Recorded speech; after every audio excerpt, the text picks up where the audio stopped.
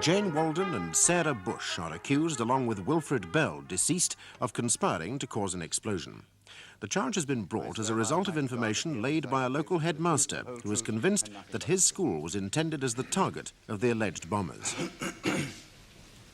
Miss Bush, are you feeling unwell?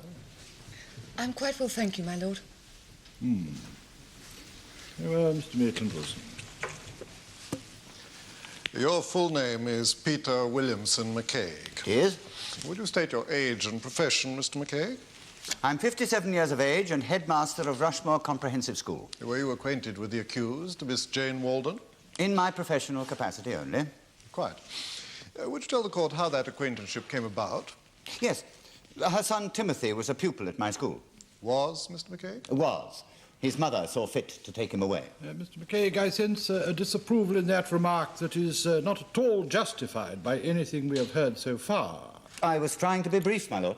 Yes, elsewhere, Mr. McCaig, brevity may be the soul of wit, but I can assure you that it has no such quasi-religious status in law.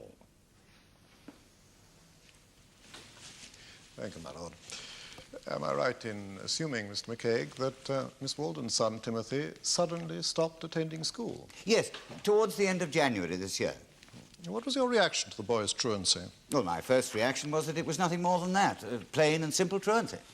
And at what point did it strike you as being neither plain nor simple? When I sent for the boys' class records and reports. And what did they indicate to you? Well, the last thing they indicated to me were what I have come depressingly to recognise as the truancy syndrome.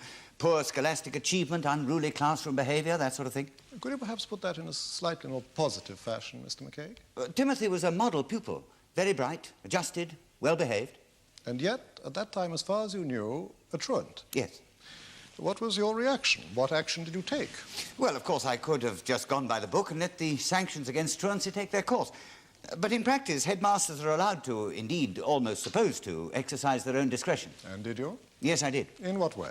I telephoned Miss Walden. I identified myself, and then I said, "Are you aware, Miss Walden, that your son Timothy has not been attending school?" She said yes, and hung up. Nasty, brutish, and short. Yes, that was my feeling at the time. But then my personal feelings were not at issue. What was at issue, Mr. McCaig? Well, it seemed to me that the paramount consideration was the boy's future. And then tied in with that, of course, was professionally the fact that I was faced with a situation I couldn't just walk away from. Did you attempt to contact Miss Walden again? Yes, I telephoned her again. With what result? She hung up again. And what did you do then? I wrote her a letter, which was completely ignored. 2 abortive telephone calls, 1 unanswered letter. Miss Walden was narrowing down your options, was she not, Mr. McCaig? Yes. Did it cross your mind that she might be deliberately provoking a confrontation?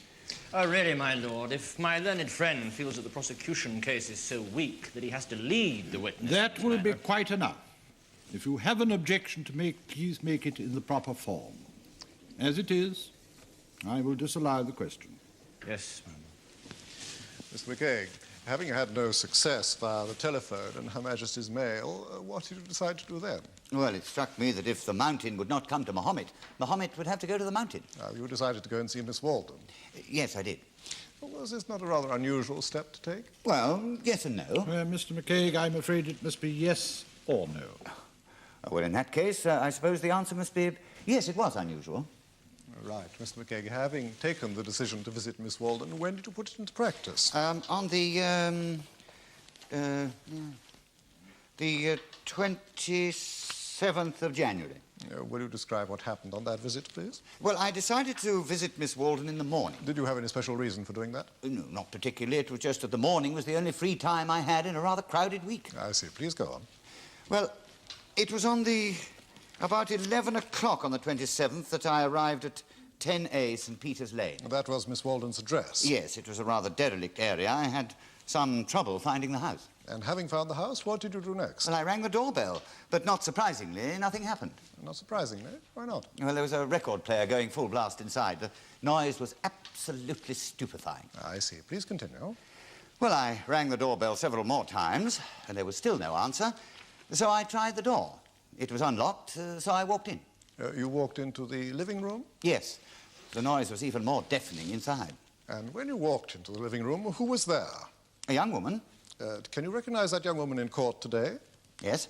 Is she the accused, Jane Waldon? Yes. And before you had walked into that living room, you had never met her? Never. What was she wearing? Well, she seemed to be wearing only a dressing gown. And what was she doing? She was sitting in a broken old rocking chair, eating an orange. Mr. McCaig, would you care to describe the living room? Well, I suppose squalor would be the word that leaps immediately to mind. There was a heap of soiled clothing lying in one corner, 2 unrolled sleeping bags on the floor, dirty cups and saucers strewn about, 3 or 4 wine bottles empty. What was Miss Waldon's reaction when you walked in? Well, she seemed quite unperturbed. What happened then? Well, I tried to explain who I was, but with all that din going on, it was quite impossible. So I walked over and turned down the volume. Did she object to you doing that? Not at all. She remained cool, I think is the vogue word. She said nothing at all. Oh, not about me turning down the record player. But she did say something. Oh, yes. Yes, she said something. I think the court might quite like to hear exactly what she did say, Mr. McCaig. She said, if you're another sodding social worker, you can piss off. Hardly the most promising opening conversational gambit, perhaps, was it, Mr. McCaig? No, hardly. I ignored it, of course. I then explained who I was and why I'd come here, and I asked her where the boy was. And where was he? She said he was outside getting the stink of school out of his clothes and mind, and that he was not coming back to my school or any other school ever. How old is the boy, Mr. McCaig? Not quite 10. Did you point that out to Miss Waldon? Oh, yes, indeed. I remember saying that 10 years old might be considered mature for a malt whisky, but not necessarily for a small boy. She laughed and said that Mozart was giving concerts in London at the age of 7. She supposed that nowadays his father would have been sent to prison and Mozart would have been taken into care. Yes. Am I right in assuming that up to that point, however, your discussion with Miss Waldon was reasonably cordial? Oh, yes, indeed. She even offered me an orange. Did you find yourself, shall we say, predisposed in her favour? At that point, yes. She seemed a bright, intelligent woman. It was when I introduced a note of cold reality into the proceedings that the atmosphere began to change. Could you explain to us what you mean by a note of cold reality? Well, by that I meant raising the problem of the situation we were actually in, the problem of what was to be done practically about Timothy's absence from school. I said to her that if she was having difficulties as a single parent, I would be only too glad to help her sort them out. How did she receive that suggestion? She said the fact of her being a single parent was irrelevant, that she preferred being a single parent, indeed had deliberately chosen to be one. Go on, please.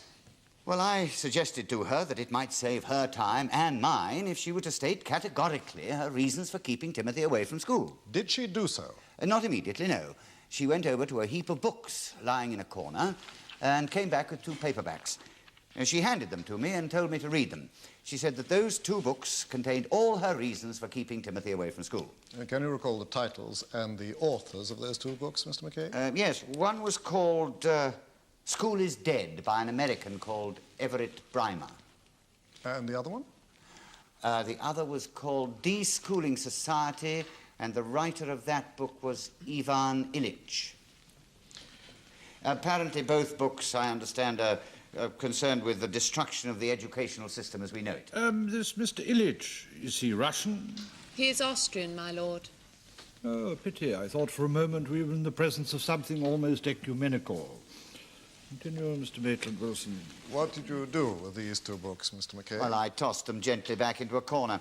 I told Miss Waldon that I was bored with a certain kind of modern book whose trendiness was only outweighed by its anarchic ignorance and inexperience. I asked her to state her own reasons for doing what she was doing. Now, did she give any? No, she did not. She simply referred me back to the books that I'd already rejected.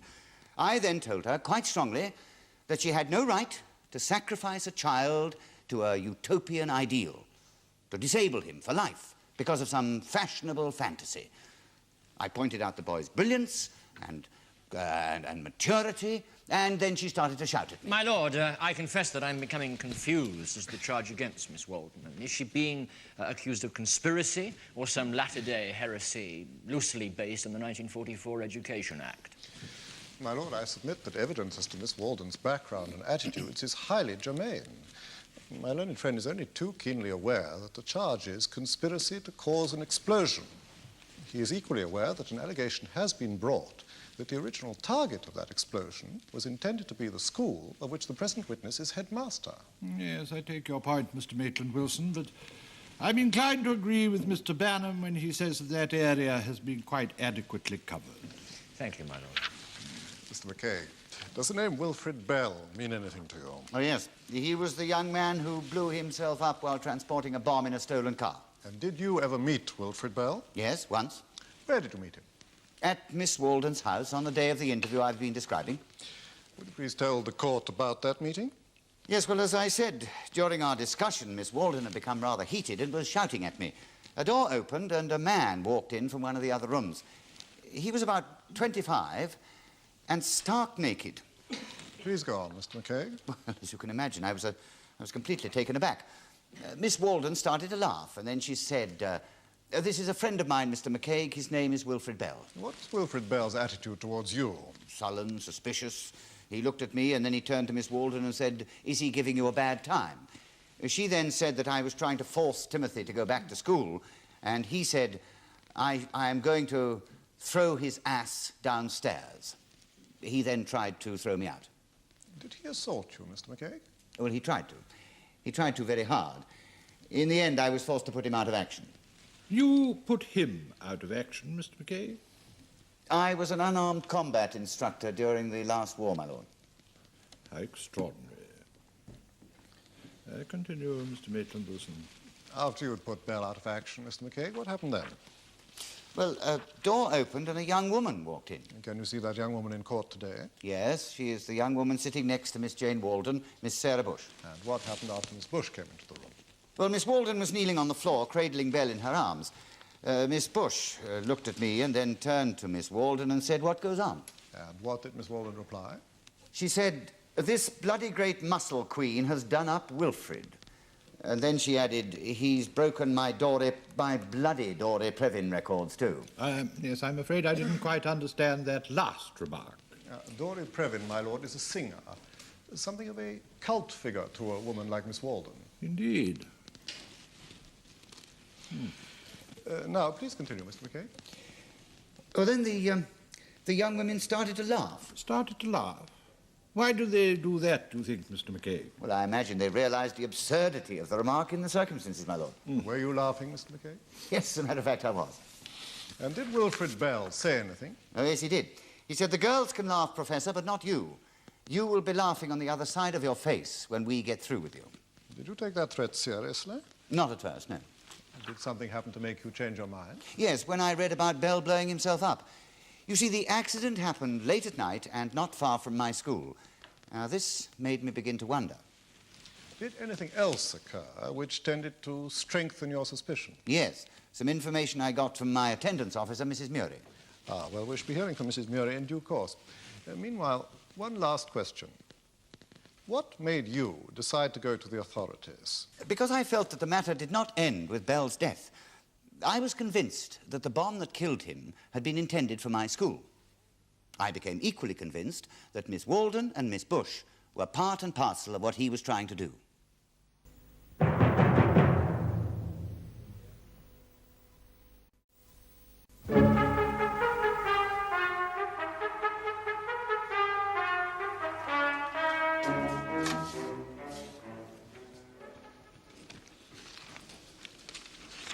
Mr. McKay, how long have you been headmaster of Rushmore Comprehensive School? 5 years. Yes, now, would I be right in saying, Mr. McKay, that these 5 years have hardly been the happiest in the school's history? Well, we've had our ups and downs, like any other school. Yes, well, Rushmore Comprehensive seems to have had more than its fair share.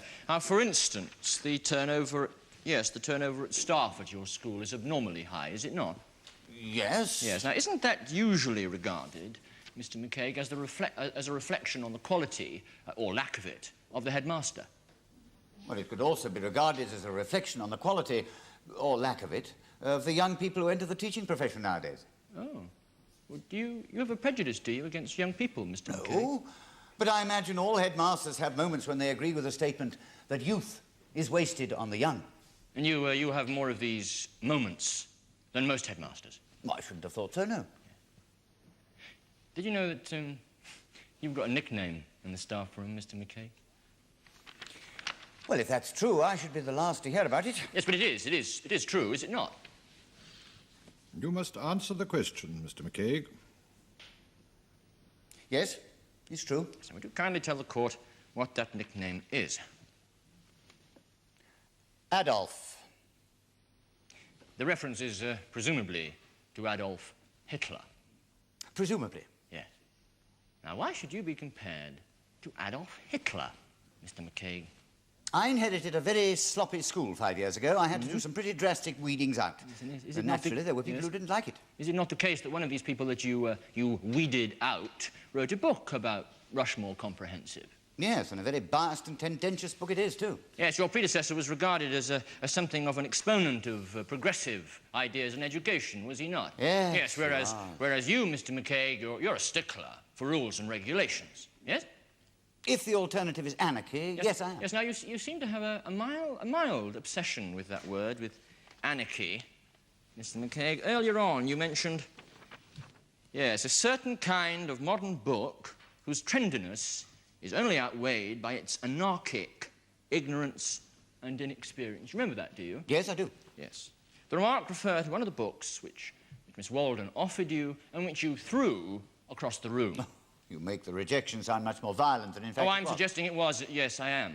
It was quite a violent rejection, Mr. No. McKay. How would you define ignorance, Mr. McKay?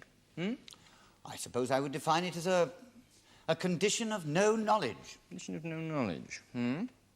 Someone who studied theology and philosophy at the Gregorian University in Rome, who took a PhD at the University of Salzburg, who was vice-rector of the Catholic University of Puerto Rico for 4 years. Now, would you call him a man like that? Would you call him ignorant?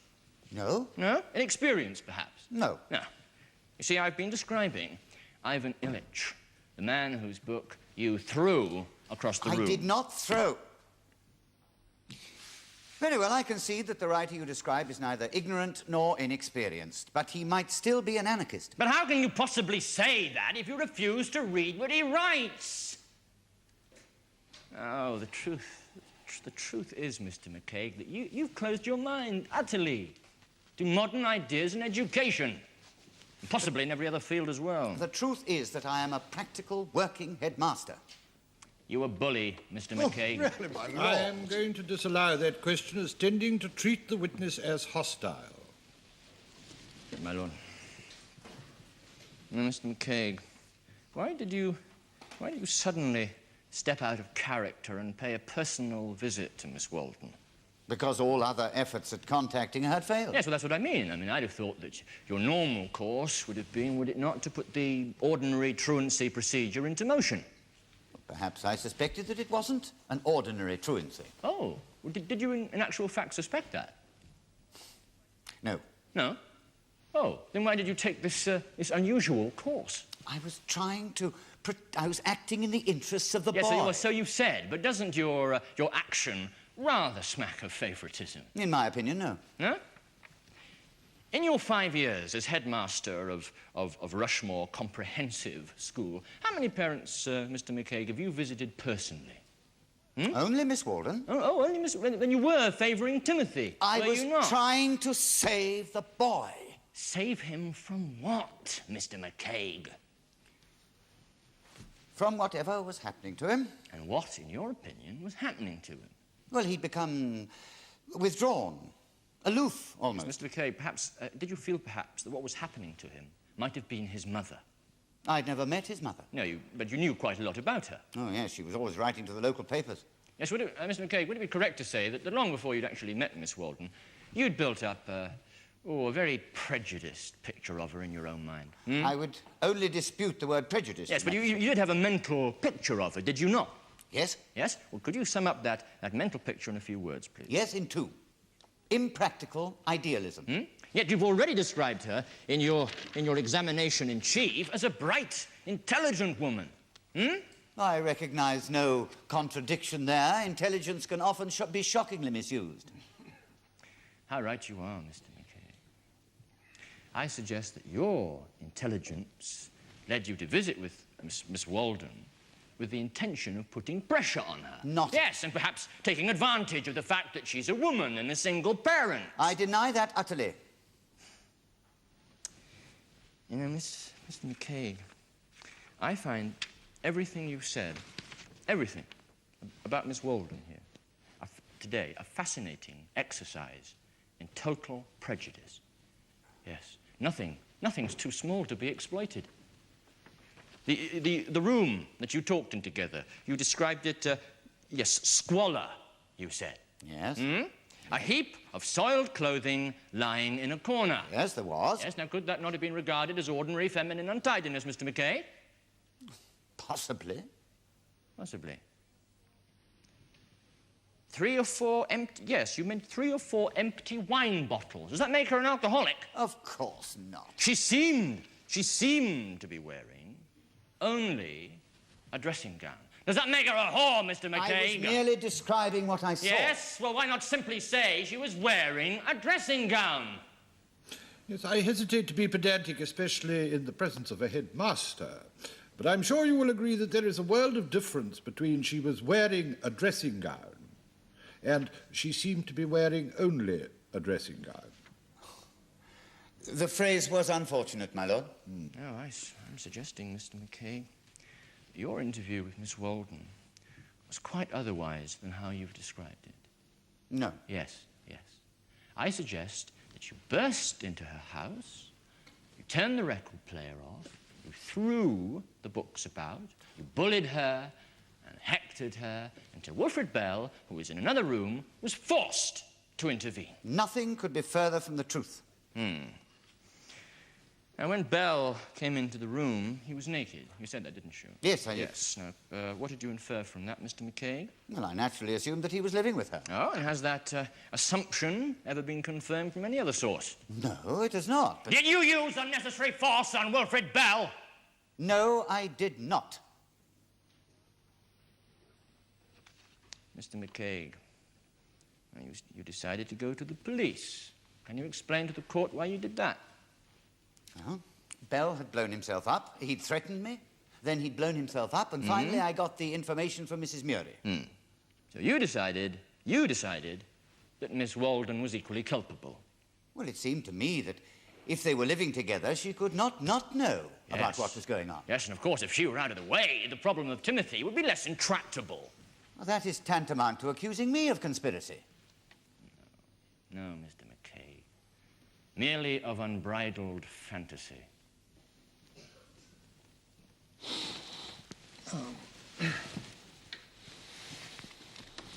Mr. McCaig, what kind of relationship do you have with your local education authority?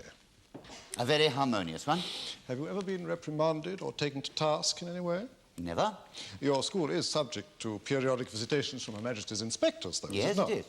Now, have they ever reported unfavourably on your running of the school? I have not had one adverse report since I took over. Thank you, Mr. McCaig. Now then, you have been accused of using unnecessary force against Wilfred Bell. What do you have to say to that? What I said before. I did not use unnecessary force. I am an expert, and I was trained by experts. I know exactly how far to go. Thank you, Mr. McCaig. That'll be all.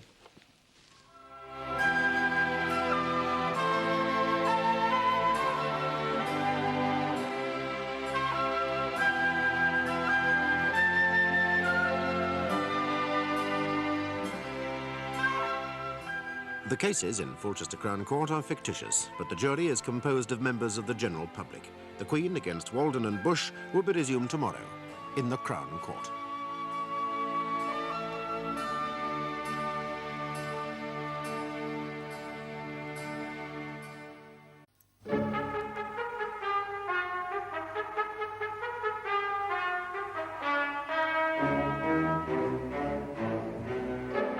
Jane Waldon and Sarah Bush are charged, together with Wilfred Bell, deceased, of conspiracy to cause an explosion.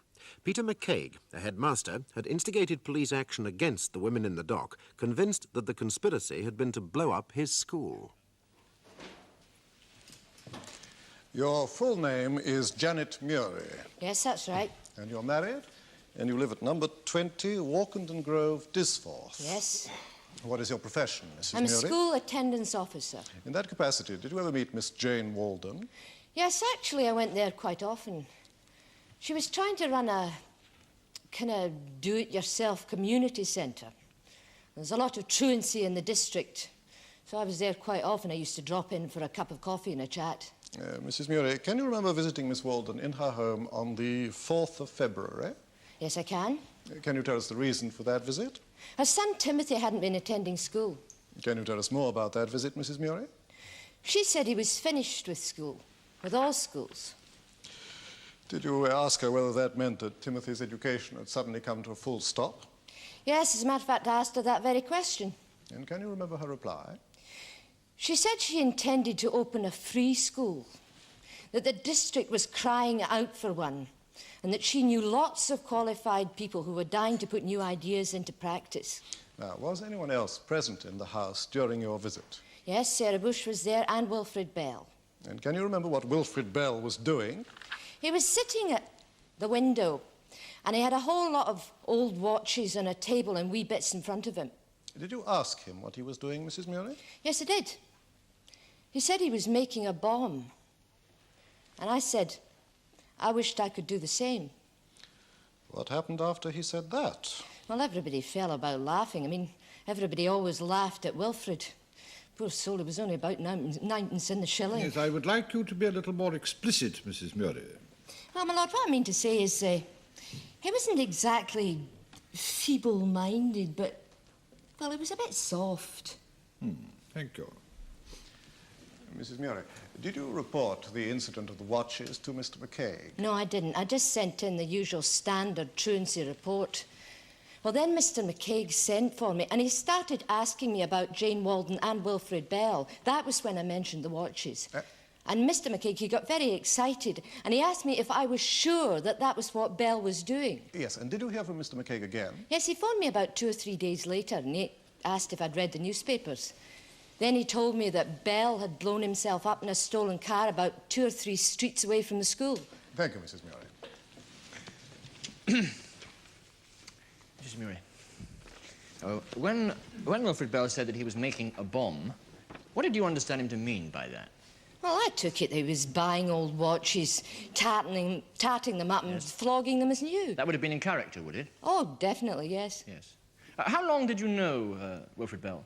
Oh, about 10 years. And would it be true to say, Mrs. Murray, that during all that time, he was always going to make a bomb, in the slang sense of earning a lot of money? Oh, that was Wilfred, full of balloon juice and full of wee secrets. Oh, he was secretive. Oh, there's always a wee bit of Wilfred that nobody knew anything about. Could he, in your opinion, possibly have conceived and carried out a bombing without anyone else being any the wiser? Yes, I think he could have. Was he a violent person, Wilfred Bell? Well, I think he liked to think of himself as a hard man, but he always ended up with a room full of second prizes. Yes. Was Sir Bell's relationship with Miss Waldon here, was it of a sexual nature? You have to be joking. Jane Waldon is gay. You mean she's lesbian? Yes, that's right. Yes. Well, what was his relationship to her then? Oh, he was just another of our lame dogs. I mean, she had more lame dogs than Crufts on a bad day. Could he possibly have influenced her to do something that she didn't agree with, she didn't want to do? No one influences Jane Waldon. She is one of the most strongest and determined characters that I have ever met. Thank you, Mrs. Murray. Now, let me ask you about Sarah Bush. What, the wee monk? Oh, is that what you call her? Well, that's what she is. She's a Buddhist monk. Yes, I'd have thought she'd be a Buddhist nun. Well, she calls herself a monk. I mean, ask her yourself. Yes, I shall in due course. In the meantime, I'd like to ask you about how Wilfred Bell regarded Miss Bush. Well, I think he regarded her with a kind of awe. Oh. You know, the religious bit in that. Yes. And how about Miss Waldon? How did he regard her? Well, in very much the same way. You see, there they were, these two women, dropouts in a way. And there was Wilfred starving for what they had rejected. Could you perhaps amplify that statement, Mrs. Murray? Well, my lord, I remember going there one day when Jane Waldon was trying to run her community centre. And Sarah and Jane were in the middle of a conversation. Well, I listened for a wee bit, but it was well above my head. And then I caught sight of Wilfred, and you could almost hear his mind saying out loud, magic. Thank you, my lord. Now, one last question, Mrs. Murray. If Wilfred Bell had felt that either Miss Waldon or Miss Bush were being threatened or harassed in any way, was Wilfred Bell capable of going off quietly and doing something about it? If there was one thing you could say about Wilfred, he was loyal. Thank you, Mrs. Murray. Mrs. Murray, you say that Miss Waldon is one of the strongest and most determined characters you've ever met. Yes? And that Wilfred Bell held Miss Bush in something like awe. Yes? Bell himself, on the other hand, would seem to emerge from your analysis as a basically weak character. Would you agree? I would. Now, Mrs. Murray, if Jane Waldon and Sarah Bush had combined to persuade Wilfred Bell to do something, would he, in your opinion, have done it? I think they could have made him jump through a hoop. Or make and plant a bomb? Yes. Thank you. No more questions, Mrs. Murray. Call Martin Pettigrew. Martin Pettigrew.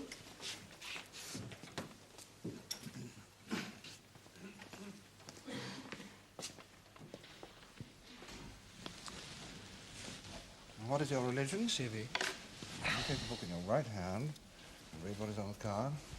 I swear by Almighty God that the evidence I shall give shall be the truth, the whole truth, and nothing but the truth. Your full name is Martin John Pettigrew, and do you live at Flat 3, Cressy Court, Barnton, Fulchester? Yes. And what is your occupation, Mr. Pettigrew? I'm a freelance journalist and television commentator. Do you know the accused, Jane Waldon and Sarah Bush? Yes, I know them both. Does the acquaintanceship go back some years? Yes, about 11 years. We were all at Fulchester University together. Did you all three graduate? No, Sarah Bush and I did, but Jane dropped out when she became pregnant. Are you the putative father of her child, Mr. Pettigrew? Yes. Do you pay maintenance for your child, Mr. Pettigrew? No, Jane refused to accept maintenance from me. Isn't that rather an unusual attitude? It's practically unique, I should think. Did Miss Waldon give any reasons for her attitude? Well, she once said that accepting money from me would be a constant reminder to her that I was Timothy's father, and that was something she was trying desperately hard to forget. Mr. Pettigrew, were the three of you, Miss Waldon, Miss Bush and yourself, politically active at the university? Well, I should say we were probably more active than political. Do you remember a university society called the Friends of Nechayev? Yes, I do. Yeah. Would you be kind enough to tell the court who this Nechayev was, whose friends you all were? Certainly, yes. Nechayev was a 19th century anarchist whose political solution to every problem was a bomb. Now, on one of the occasions of the meetings of your society, did someone, on one occasion, demonstrate to you how to make a bomb? Yes, a red-haired fellow from the science faculty. Fallon, I think his name was. He told us what the ingredients were. One of them was weed killer, and that we could buy them in any supermarket, and that anyone not totally ham-handed could make the timing device from a cheap watch. And were Miss Bush and Miss Waldon present on this educational occasion? Yes, they were. Now, Mr. Pettigrew, why did your relationship with Miss Waldon break up? Well, there are two main reasons. Firstly, she became increasingly extreme in her political views, and when I refused to go along with her, she accused me of selling out. She still does. And what was the second reason? That she decided that in every way, including sexually, she preferred women to men. Can you tell us what happened after the birth of Miss Waldon's child? Well, she just disappeared. It was about 3 years before I could trace her. You wanted to trace her because of the child, is that so? There was no other reason left. Yes. And when you finally did manage to track her down, where was she?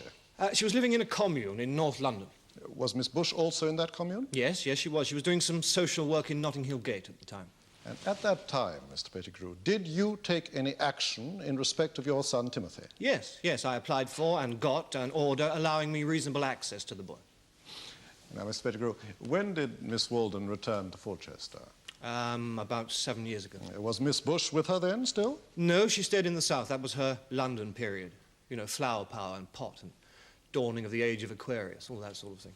But you still tried to keep in contact with Miss Waldon, did you not? Yes, both directly through the access order and indirectly through various contacts. Was one of those contacts Wilfred Bell? Yes, it was. What was your relationship with Wilfred Bell? Purely professional. He used to have some odd bits of information he would peddle to me now and again. Now, Miss Pettigrew, can you tell us when you last saw Wilfred Bell? Yes, it was on the night of January the 27th. And where did this meeting take place? In a pub called The Stag at Royley. How did Bell appear that evening? Well, he was in a distressed state. Someone had given him a very bad beating. Did he tell you who had beaten him? No, he mentioned no names. All he said was that he was going to sort this bloke out, and that this time he meant what he was doing because he was doing it for Sarah and Jane. He was doing it for Sarah and Jane.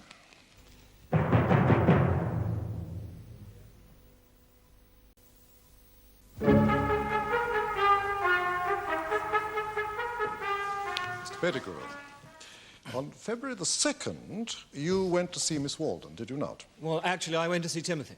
Yes, what happened during that visit? Well, I saw Timothy, and I was worried by the change in him. He was becoming increasingly silent and withdrawn. Did you try to discuss that with Miss Waldon at all? Oh, no, that would have been quite futile. Did you have occasion during that visit to go into the kitchen? Yes, I asked Jane if I might make myself a cup of coffee, and she gestured towards the kitchen. And in the kitchen, did you find something? Yes, I did. Could you tell the court what it was that you found? Yes, I was looking for the coffee when I noticed a plastic container. And what was in that container, Mr. Pettigrew? A chemical used by gardeners as a weed killer. Now, Mr. Pettigrew, do you know of any other use to which that weed killer can be put? Yes, it can be used for making bombs, as I've just said. Fallon, the red-haired scientist at university, he told us all that. Mr. Pettigrew, did you look to see how much of the weed killer was in the container? Yes, there was only about a quarter of the original contents remaining. Thank you, Mr. Pettigrew. Mr. Pettigrew, you gave us one of the reasons for your relationship with Miss Waldon breaking up, the fact that she recognized and accepted her own homosexuality. I did, yes. Yes, how did you face up to it? Well, obviously, my options were fairly limited. Yes, limited, perhaps, but still available. I mean, you could have accepted the situation gracefully as an immutable fact, or you could have felt it a severe blow to your ego. Well, I think I felt used. Yes, quite. And ridiculous, perhaps. A figure of fun whose girlfriend had left him for another girl, or even girls. Well, the nudge brigade are always with us, you know. Oh, quite, yes. Would it be true to say, Mr. Pettigrew, that you hate Miss Waldon? No. Yes, and that Sarah Bush is comprehended in that hatred because she knows too much about you as a person? No. No? I'd like to hark back to your meeting in the public house with Wilfred Bell. You were rather glibly dismissive of Bell, don't you think? No, I don't think so. He was a very simple person to dismiss. He was a natural-born loser. Wasn't a somewhat similar phrase once used to describe Lee Harvey Oswald, Mr. Pettigrew?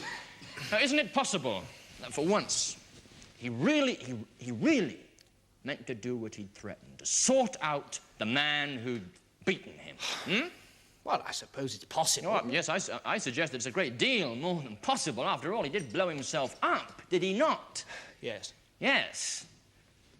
Now, you've told the court that Bell stated that what he intended doing, he was doing for Sarah and Jane. Those were his words, yes. Yes. Now, in your opinion, Mr. Pettigrew, does that necessarily imply foreknowledge of Bell's intentions on the part of Miss Waldon and Miss Bush? Not necessarily, no. No. Mr. Pettigrew, have you ever offered to take over custody of your son from Miss Waldon? Oh, yes, I have, yes. Right, over and over again from the day he was born. Oh, I see. Am I to take it, then, that you've got certain reservations about her as a parent, have you? Oh, I have no reservations at all. I thought and still think that she's a disaster for Timothy. So are you suggesting she neglects the boy, Mr. Pettigrew? Not at all. But there are worse things than physical neglect. Oh, I find that something of a generalization, Mr. Pettigrew. Could you be more explicit, perhaps? Well, some experts consider that all children are conformists. I happen to agree with that, so I would send my son to a first-class traditional school. That way, at least, I'd be giving him something to rebel against. His mother's way just produces aimless rebels, forever leaping on hobby horses and galloping off wildly in all directions. Yes, I see. Mr. Pettigrew, do you love your son? Naturally. Good. You've got a good rapport with him, would you say? Very good, I would say, yes. Good. What football team does he support?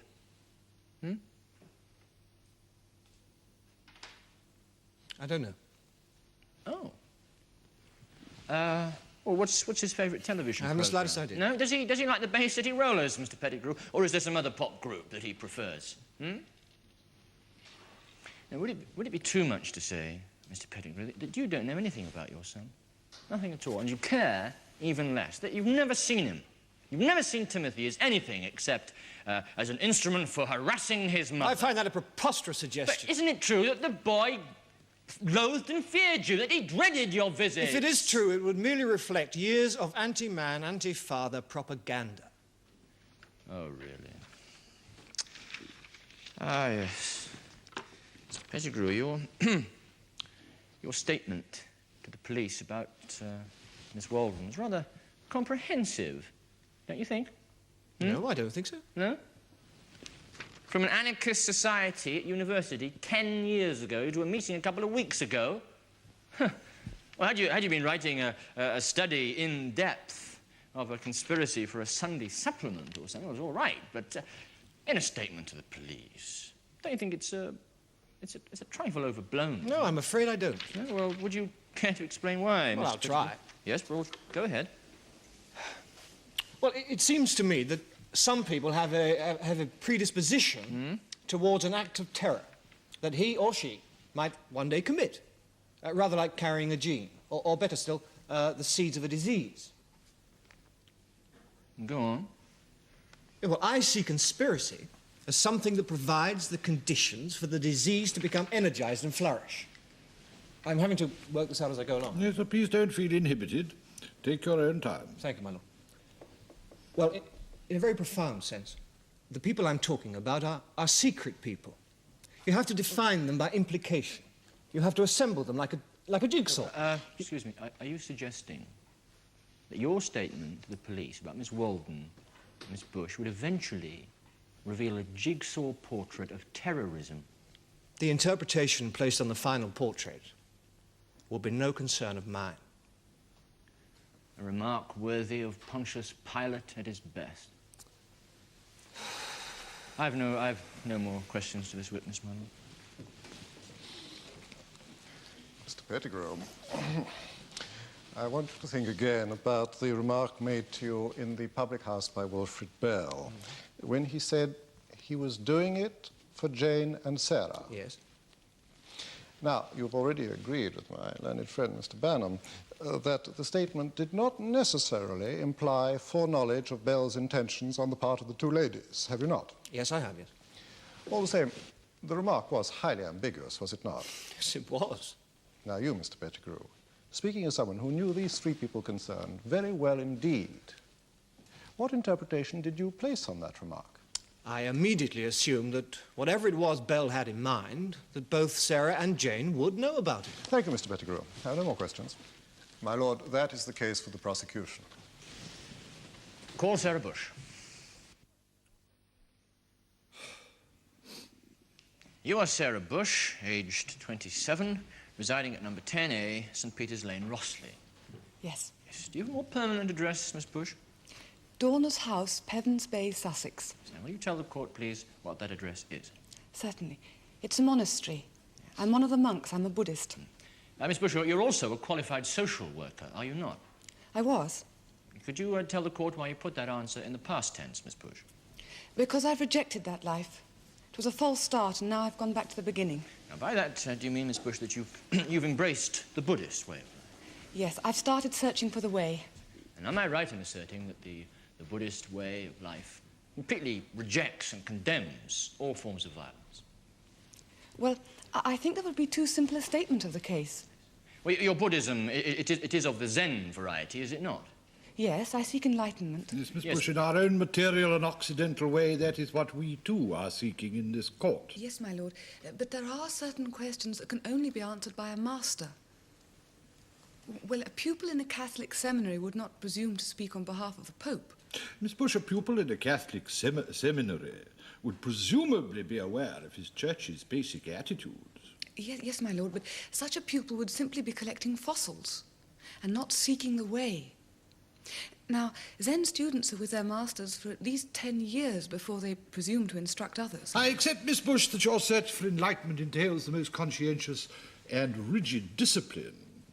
But at the same time, I do not wish to be entered in the Guinness Book of Records as the judge who presided over the longest trial in the history of this country. So if there is any possible way of summing up what would otherwise take us all 10 years to reach, I suggest that you try to do so. Yes, my lord. There was a Zen master called Gassan who may have summed it up for you. The court is vastly obliged to him. Well, he said to his pupils, "Those who oppose killing and seek to spare the life of all sentient beings are right. It is good to protect animals, even the insects that crawl on the ground and fly in the air." An admirable sentiment and admirably brief. Thank you, my lord. Would you agree, then, Miss Bush, that the way you follow is the way of peace and contemplation and love? I would agree. Yes. It would appear to follow, then, that you'd have nothing to do, would you, with any scheme or proposal or whatever that involved violence of any sort? Not at all, no. No. Thank you, Miss Bush. Now, you heard Miss Murray's evidence and her description of Wilfred Bell. She used the rather picturesque phrase, "The poor soul was only ninepence in the shilling." Would you agree with that, Miss Bush? Well, Mrs. Murray is, of course, entitled to her own opinion.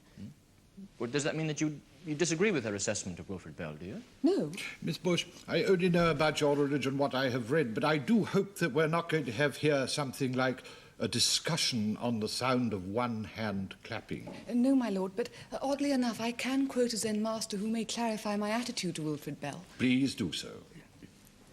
It is the precept of a Zen master from the Tang dynasty. "A man may appear to be a fool, and yet may not be one. He may be guarding his wisdom carefully." So you think that this was the case with Wilfred Bell? Well, I think he should be given the benefit of the doubt. Your Zen master's precept would seem to accord well with Mrs. Murray's evidence that he was secretive. Yes, it would. Yes, and that he was therefore capable of conceiving and carrying out a bombing completely on his own. Yes. Yes, in complete secrecy. Oh, yes. Yes, you've also heard Mrs. Murray state that Wilfred Bell was seated at a table with a lot of cheap dismantled watches in front of him. Yes, and he was. Yes, and you've also heard Mrs. Murray's evidence that when she asked Bell what he was doing, he said, "I'm making a bomb." Would you agree with that? Well, not quite. No? What he actually said was, "I'm going to make a bomb." Yes, all right. And when he said, "I'm going to make a bomb," you took that as meaning, "I'm going to earn a fortune." Am I right?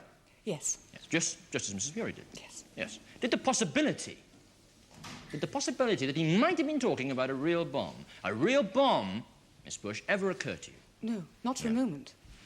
Thank you. Now, Miss Bush, about this carton of weed killer in the kitchen. What can you tell us about that? I bought it.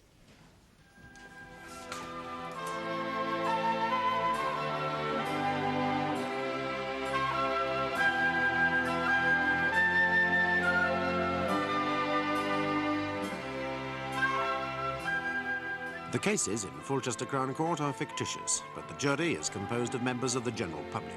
The Queen against Waldon and Bush will be concluded tomorrow in the Crown Court.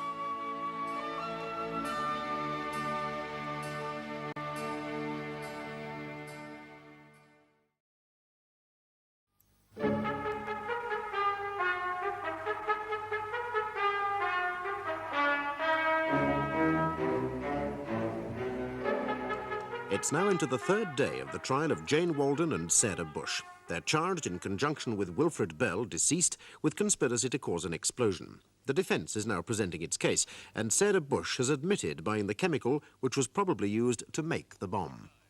Miss Bush, you admit that you bought the weed killer. I do. What was your reason, firstly, for buying? What was your reason for buying the weed killer? I bought it to take back to the monastery. So, could you amplify that for the court a bit, please? Certainly. It's really very simple. While we stay at the monastery, we pay a small weekly sum to cover the overheads. And when we run out of money, that is, we the monks, yes, we go back into the world to earn enough money to return. Yes, I see. And you were about to return? Yes, I've been working at various odd jobs for about 7 months now, and I've now earned enough to go back for another year. I see. Why were you taking back a carton of weed killer? Well, we try to be completely self-supporting at the monastery. We grow all our own food. Yes. I thought it might be useful in the garden. In other words, it was a sort of a present. If you like, yes. Miss Bush, had you noticed that a considerable quantity of the weed killer was in fact missing? No, I hadn't. No? Have you any idea who might have taken it? Well, anyone might have taken it, but the logic of events would seem to point to the fact that it was Wilfred who did take it. Yes. Did you at any time, Miss Bush, think that Wilfred Bell was up to something? No, never. No. Thank you, Miss Bush. Miss Bush, you said that Buddhism was a religion of peace, contemplation, and love, did you not? I did, and it is. Yes, but surely some of the Zen masters appear to have been rather violent men, wouldn't you agree? I would. Wasn't the one who burned the face of a female disciple with a red-hot iron? There may have been. And coming down to more modern times, surely the Buddhist priests in Vietnam were involved in violent, even revolutionary protest. Yes. Yes, they were. So you would agree, though, that while Buddhism as a religion is totally against violence, Buddhists as people are no less capable of violence than are Christians or Muslims. I would agree with that. Thank you, Miss Bush. Now then, Miss Bush, you have known Miss Waldon for a good many years now, have you not? She's perhaps my closest friend. And she's a woman of very decided views, is she not? Oh, yes. Yes, she's thought things out. Do you share many of those views? A great many of them. Did you agree with her taking Timothy away from school? Wholeheartedly. Well, I endorsed all of her reasons, and I added one of my own. Yes, well, no doubt we shall be hearing Miss Waldon's reasons in due course. Would you be kind enough now to voice your added reason? The boy was being poisoned at school. Poisoned? With all that foul, unnatural food that they serve children at school meals. Ah, I begin to understand. You are a health food addict, are you? Yes. Yes, I'd like to come back to Wilfred Bell for a moment. You suggested, through a quotation from your Zen master, that there may have been hidden depths to Wilfred Bell. It was a suggestion only. A rather clever suggestion, wouldn't you agree? Well, if you tell me what was clever about it, I'll answer that. Well, my suggestion is that Wilfred Bell, in his role as a secret plotter, is a very convenient fiction. I think you're getting a lot of mileage out of what was simply a charitable thought. Isn't your saying that charity begins at home, Miss Bush? Now, Miss Bush, do you agree with Mrs. Murray's statement about Miss Waldon always picking up lame dogs? Absolutely. The house was always full of them. Oh, it was it? Yes. Hardly the best environment for secrecy to flourish in, wouldn't you say? Well, if I may answer in the terms of an old cliché, one can be very alone in a crowd. And the day of Mr. McCaig's visit, Wilfred Bell was naked, was he not? Yes. Does it seem very likely that someone of an allegedly secretive nature would walk about naked in front of other people? Yes. Really? Miss Bush, you were formerly a qualified social worker, were you not? Yes, I was. And in these, your unenlightened days, you probably came across 100 Wilfred Bells, did you not? Yes, that's unfortunately true. The weak, the shiftless, the inadequate, the resentful. Yes, but they're still people. The pliable, the easily led. Wilfred Bell was perfect scapegoat material, was he not? I resent that implication. A scapegoat to be used both dead and alive. I deny that. And I shall continue to deny that. Infinite repetition does not turn a lie into a truth, Miss Bush. Well, no more than it turns truth into a lie. Now, you said that you are a health food addict. Well, I don't like that term, but I will accept it. Yes, that usually goes with fairly strong views on ecology, does it not? Yes, and it does in my case, too. You disapprove of battery methods of producing chickens? Very much. Food additives in the milling of flour? Yes, I disapprove of both. Air and river pollution? Yes. The use of artificial weed killer and fertilizer? Yes, I disapprove of them, too. That's all, Miss Bush. Now, about these views on food and ecology, Miss Bush, would I be right in saying that you're quite a recent convert, are you not? Yes, very recent. Yes, and like all recent converts, you're prone to lapses. Regrettably, yes. Yes. Now, regarding these lame dogs that Miss Waldon collected around her, would I be right in saying, Miss Bush, that she practically kept open house, didn't she? Yes, you would. At all hours of day and night. People came and went. There was one bloke who Yes? stayed for 2 days. None of us knew he'd been there until he sent us a postcard thanking us for putting him up. Now, if these conditions were hardly conducive to secrecy, they'd appear even less so for conspiracy. Wouldn't you say? Yes. Yes. Thank you, Miss Bush. That will be all. Call Jane Walden. Jane Walden.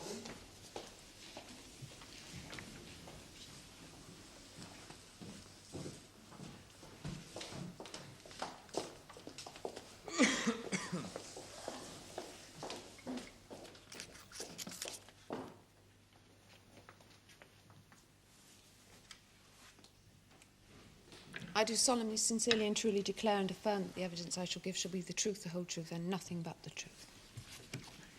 Now, you're Jane Walden. You're 28, and you live at 10A St. Peter's Lane, Rossley. Yes. Yes. What's your occupation, Miss Walden? Surviving. I shall say housewife. Why not? It's the same thing, really. Now, Miss Walden, when your son's headmaster came to see you, what was his attitude to you? He was boorish, rude, overbearing, pompous and patronising. I see. Now, you've heard his description of your house and what he called its squalor. What did you say to that, Miss... Simply that what he calls squalor, I call my day to go to the laundrette. I see. Now, Mr. McCaig, the headmaster, testified that Wilfred Bell came into the room stark naked. Is that true? Yes. I mean, you have to take your clothes off to have a bath. Oh, well, Wilfred Bell was having a bath? Yes, I have one of the few baths in my neighbourhood. It's in constant use. So the sight of naked men is, for me, neither novel nor disturbing in either sense. No, quite. In the fracas that followed, how badly was Bell beaten up? He was in a terrible state. Did he say the words attributed him by... Yes, by he Mr. did. McCaig? Did you take his threat seriously, Miss Walden? No. It was a piece of bravado. He'd been humbled in front of two women, as he saw it. He had to save face somehow. You were pretty angry too, weren't you? You can't live where I live and not be angry. Now, Miss Walden, when you saw those watches dismantled on the table, they meant nothing at all to you? Nothing at all. Miss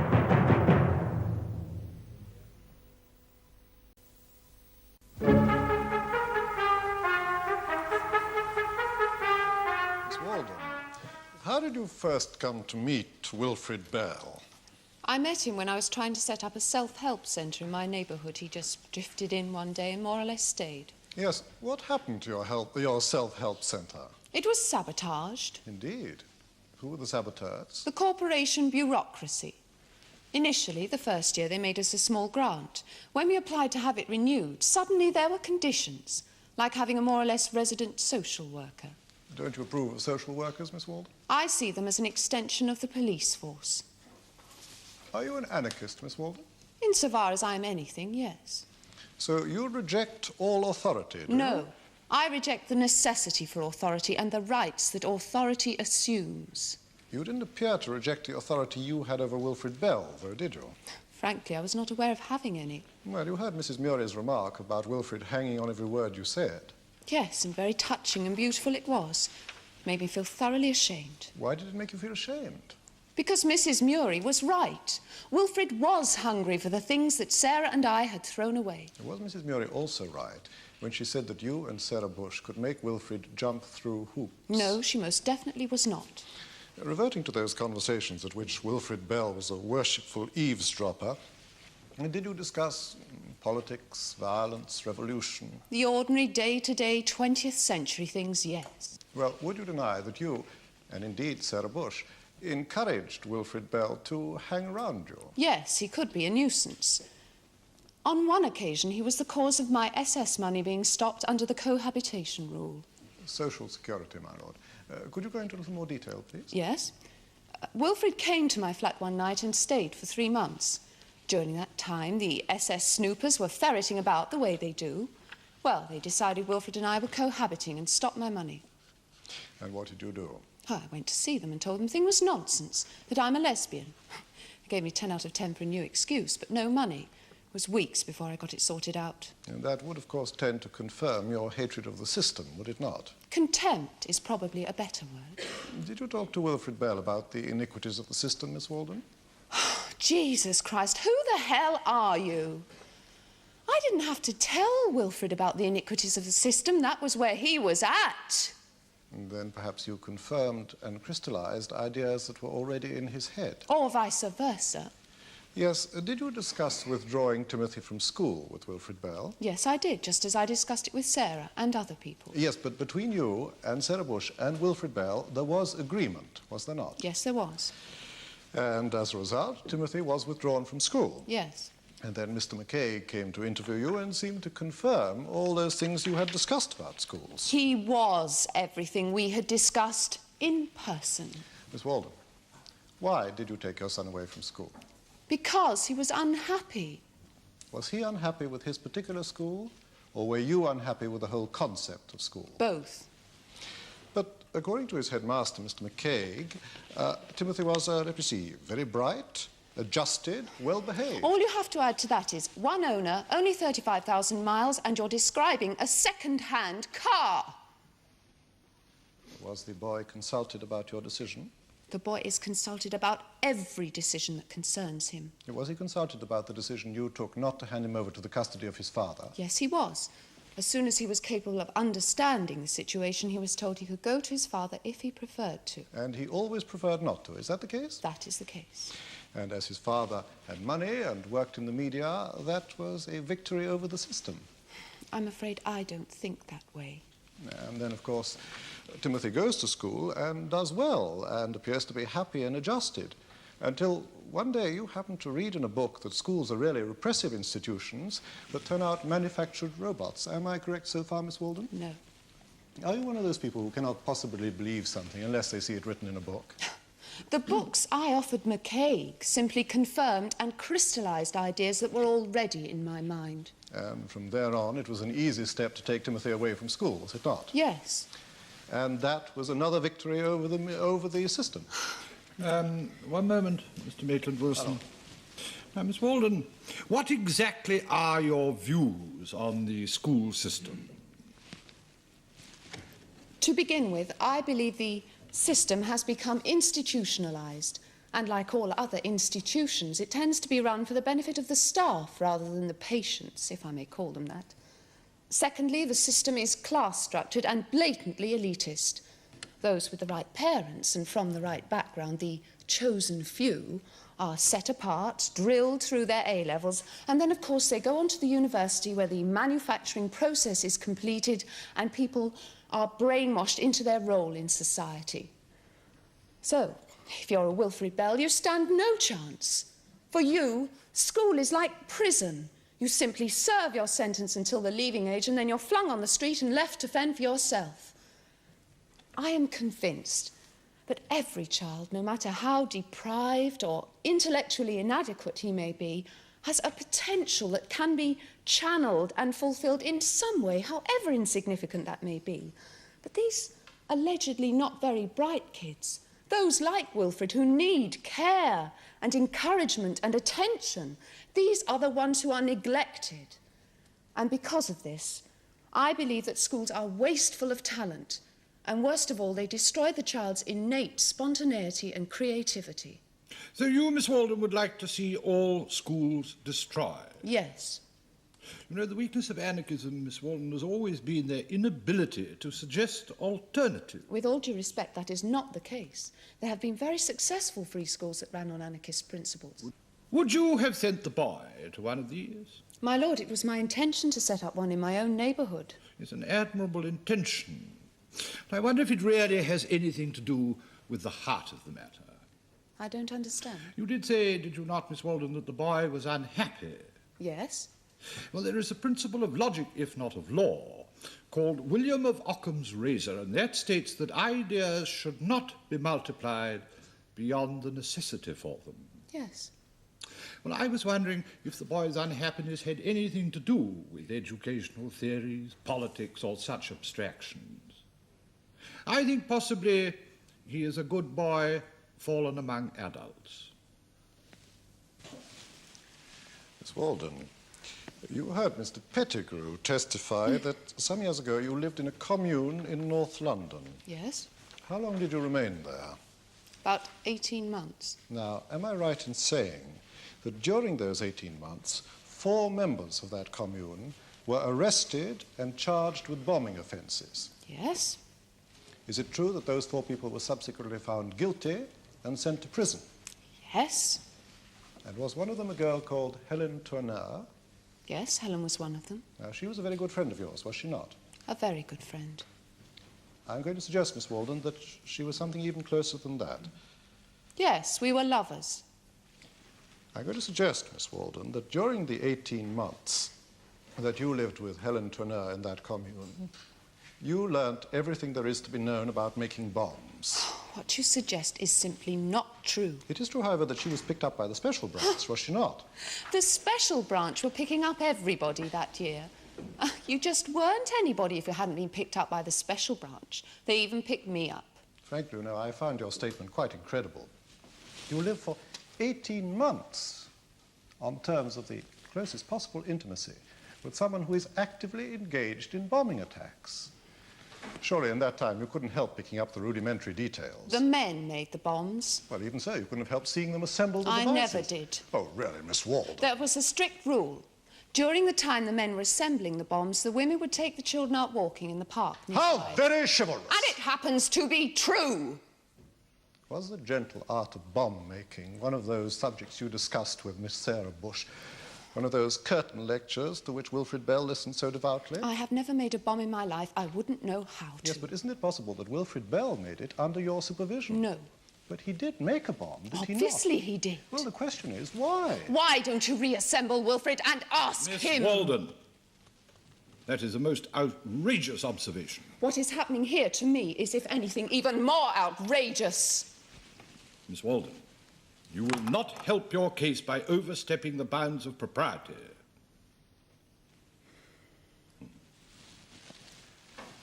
Miss Waldon, you do seem to have had a long association with violent organizations and violent people, do you not? I don't agree. The Friends of Nechayev at university? That was a joke.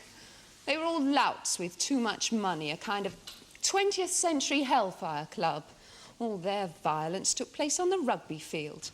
Christ, they even had a special tie with a cartoon bomb on it. And I suppose that the bomb that the Faculty of Science student demonstrated was also only a cartoon bomb. To the extent that it never got off the paper it was sketched on, yes. Well, let's move on to the next phase, the North London Commune. Were the people there only louts with too much money? No. Nor was their violence confined to the rugby fields, was it? No. Now, you have heard Mr. Pettigrew testify that your increasing extremism was one of the reasons for the breakup of your relationship with him.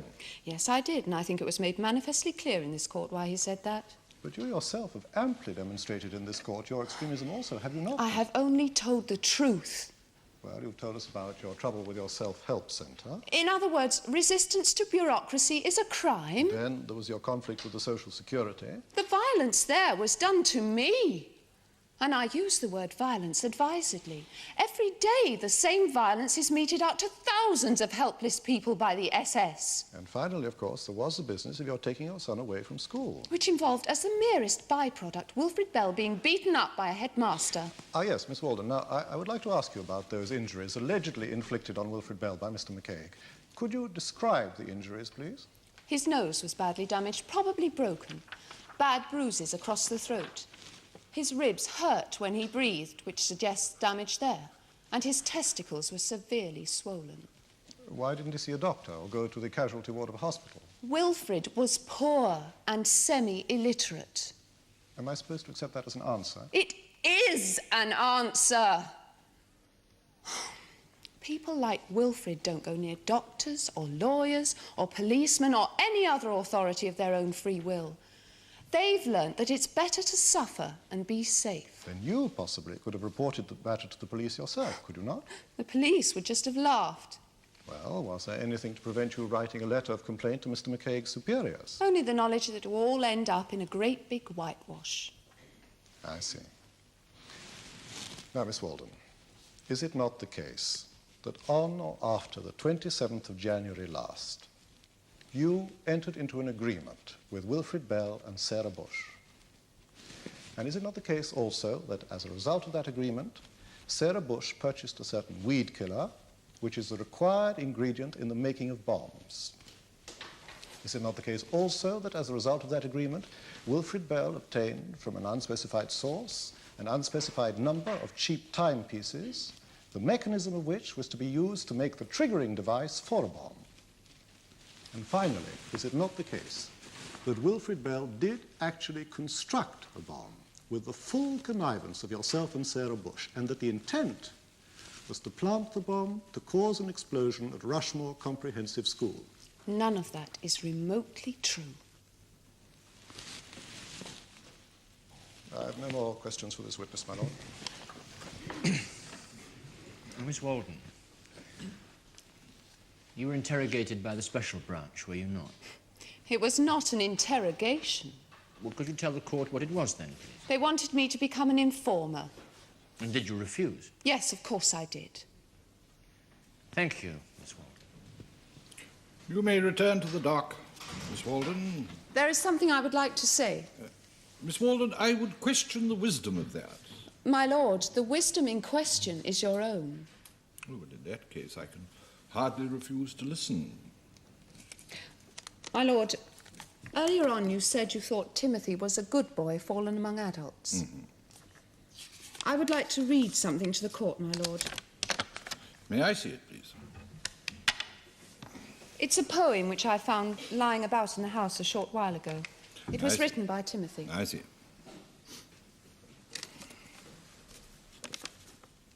Mr.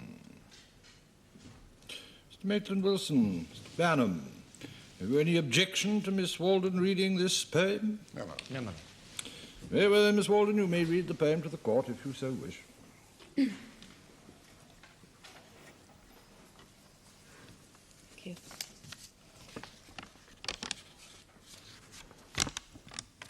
Hands reaching towards the unripe fruit. Why do they suddenly become claws? So many saints crowd forward to kiss the leper that he suffocates. No one listens to the bone the dogs are squabbling over. Sometimes I would like to return to the dark cloud I was born under. Thank you, Miss Walden.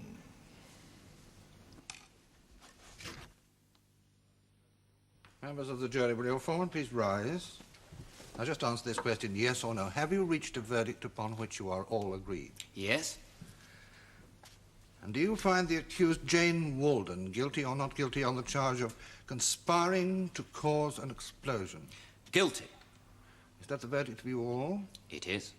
And do you find the accused Sarah Bush guilty or not guilty on the charge of conspiring to cause an explosion? Not guilty. But if I'm innocent, my lord, how can she possibly be called guilty? What is she accused of conspiring of? Due to the age and circumstances surrounding Jane Walden's son, Mr. Justice Campbell called for social inquiry and medical reports before passing sentence. Meanwhile, Jane Walden is held in custody. The cases in Fulchester Crown Court are fictitious, but the jury is composed of members of the general public.